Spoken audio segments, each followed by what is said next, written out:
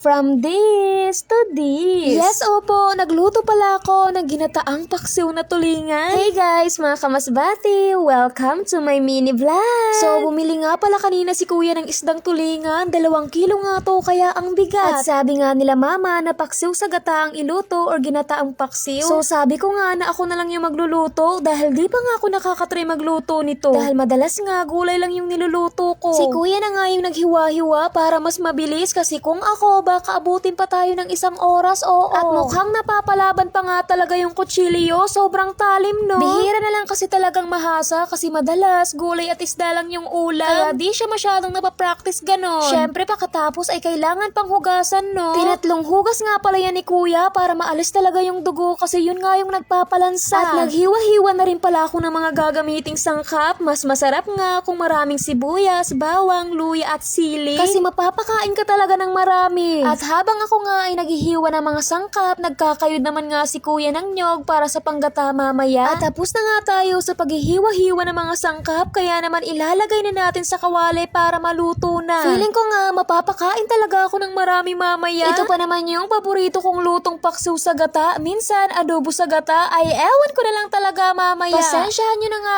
guys kung di tama yung paka-arrange ko ng isda. Dapat pala nasa ilalim yung ulo, di sa ibabaw ganon. Kaya taran, inulit ko na lang yan para mas maluto talaga ng husto. At kahit nga mausok yung pagluluto dahil nga kahoy ang ating panggatong ay okay lang dahil sobrang bilis din namang makaluto. At sabi nila para masarap daw yung niluto dapat masarap ka din. Este, dapat masaya ka kaya igo mo yan. Pakakulungan ng pinaksiw ay lalagyan na natin ng gata para maging ganap na siyang pinaksiw sa gata. At habang nagpapakulo nga tayo ay kumuha na muna ako ng pichay dahil hindi nga pwedeng walang gulay ang ating ulam. Kala nyo sa sinigang at tinola lang pwede ilagay yung pichay, abay pwede rin sa paksiw at ginataan, pero depende sa'yo kung saan ka masaya. At sakto, pagtapos kong maghugas ng pichay, kulong-kulo na yung dugo ko, este yung pinaksiw sa gata. Kaya naman, ilalagay na natin tong pichay ng buhay mo, ay basta gulay na pampahaba ng buhay. At taran, sinando ko na nga at di ko na nga naipakita sa inyo dahil tinamad na nga ako,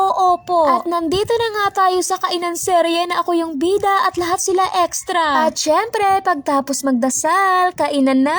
Medyo natuyo nga yung sauce ng gata, yun pa naman yung favorite ko, kaso nilagyan nga ng kapatid ko ng maraming kahoy kaya konti na lang talaga yung natirang sauce. At habang kumakain nga tayo, ay magsha-shoutout na rin tayo ng mga nanonood ng vlog ko. Shoutout kay Noel Kabatingan, kay Martin Vlog from Masbate City, kay Jo Marie Alviolo Metra from Aurora, Uson, Masbate, kay Romnek Altarejos, kay Ella Flores, kay Christine Aragon Abrantes, kay Kapobre Vlog from Batuan, kay Jove Ermitanyo, kay Junel Masamok Vlog from Mayong Payong Mubo Masbati, kay Albao Mahusay J, kay Renante Toledo Rodrigo, kay Soy Abilida, and last kay Najer Rabino. At yun lang, bye!